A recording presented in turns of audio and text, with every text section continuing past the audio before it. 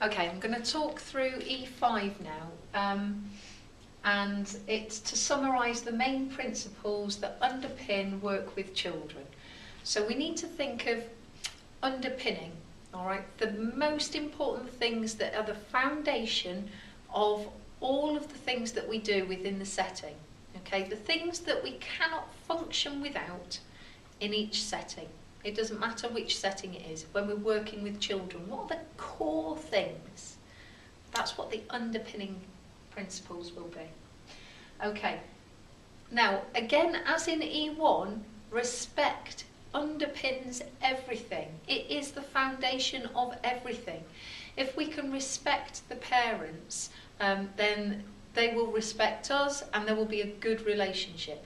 If we respect the children will respect us and there will be a good relationship, and we can build on that. Then we find out all about them, they will learn to trust us, and it's like the foundation of everything, that respect.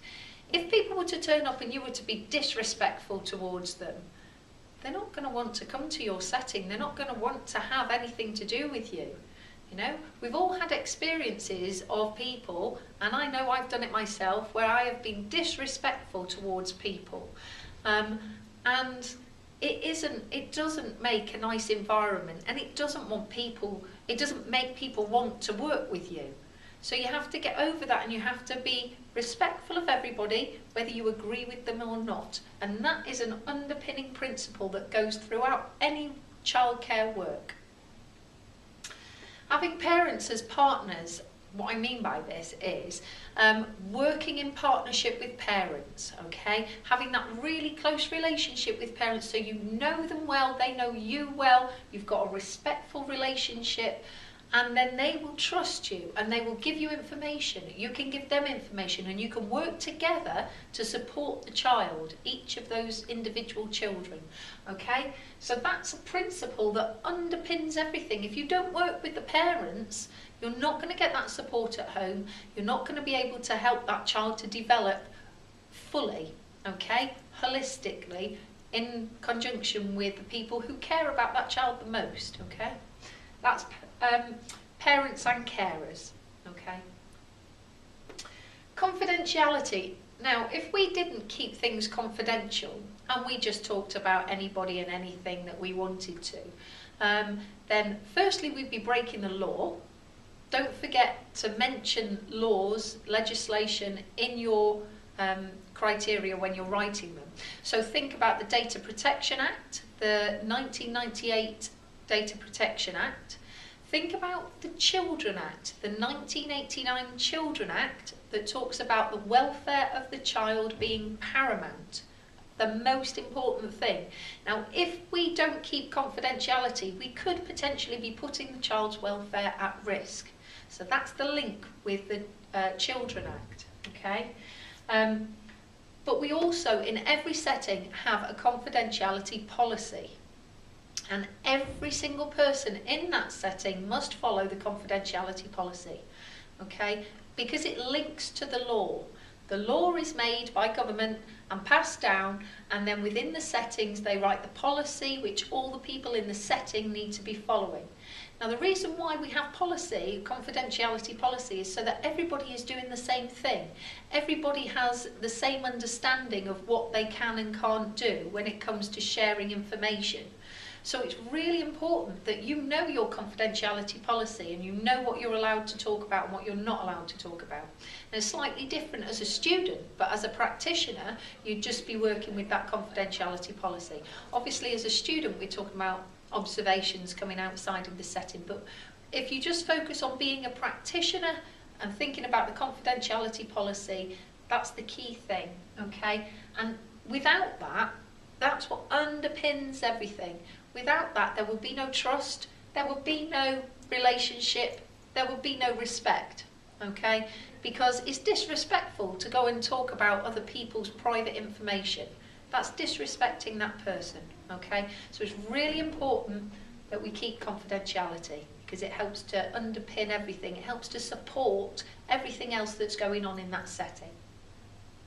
And the last one I've got up here is the health and safety and safeguarding.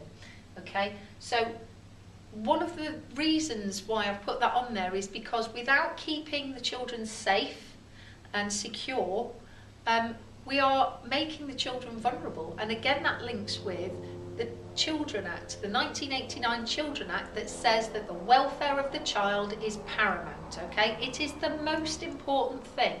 And part of their welfare is to keep them safe and healthy, okay? We must do this. If we don't, there could be terrible accidents. We don't want terrible accidents. We don't want children to be hurt. In the same way that we can't ignore any issues when it comes to safeguarding, because we don't want the children to suffer in any way, do we? What we want for the best of the children.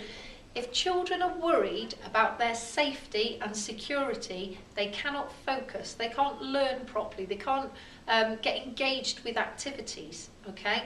We want children to be engaged and we want them to be happy, or content at least, okay? So if we make sure that they are healthy and safe, and that we are very aware of safeguarding issues, and we make sure that we keep on top of that, then hopefully the children will feel safe and secure within the setting, and that means that they'll get involved in with the activities, they'll get engaged with what's going on around them, they'll make friends, they'll feel, you know, like they're part of a community again. And that's why that underpins whatever we do. It is an underpinning principle, because without the safety and security within the setting, the children won't engage. And without engaged children, what are we there for? Okay. Now you can link health and safety and safeguarding to Maslow's hierarchy of needs. Okay, remember that? One of the core things down near the bottom, not the very bottom thing, but one of the core needs of all of us is to feel safe. Okay, so if you want to bring in some theory, Maslow's hierarchy of needs, that triangle where at the bottom there's the physiological needs, so everybody needs water, food and sleep, things like that. Okay, all the children will need that. The next step up is the safety, okay, feeling safe and secure. If you don't feel safe and secure, you cannot continue up the hierarchy of needs. You won't get much further, because you can't, because your brain is worried about your safety, you're thinking about other things, okay? So that's why that's one of those underpinning principles that needs to be addressed. I hope I've made that clear. And when it says to summarise, you're just picking out, you don't have to use these four, you can use whatever you like as underpinning principles, things that you think are really, really important, that we cannot function as childcare workers without. But to summarise them, you're just briefly saying why they're important, why they are underpinning principles. So just a few lines, very brief paragraphs about, I don't know, 3 or maybe 4, or you might be able to bring respect into all of these, because respect goes throughout.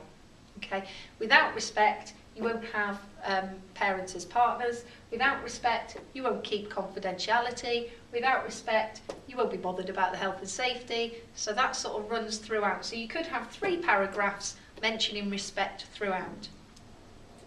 Okay, hope that helps.